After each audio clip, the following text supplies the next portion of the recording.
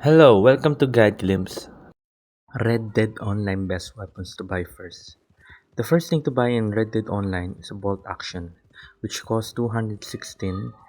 Why is it good? It's one of the most best early games rifle because of its high damage, range, and accuracy. It deals for hunting large game and it's versatile in PvP players versus player situation. Second thing is Varminter Rifle. It costs 72. Why is it good?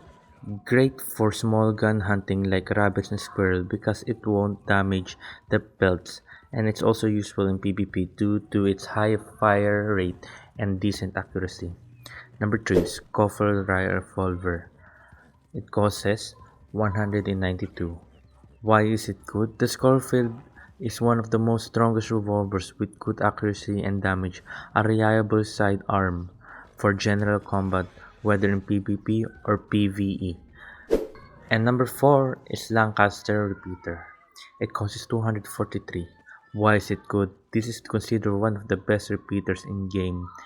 It offers a good balance of fire rate, damage and accuracy. It's highly effective in both PvP and PvE.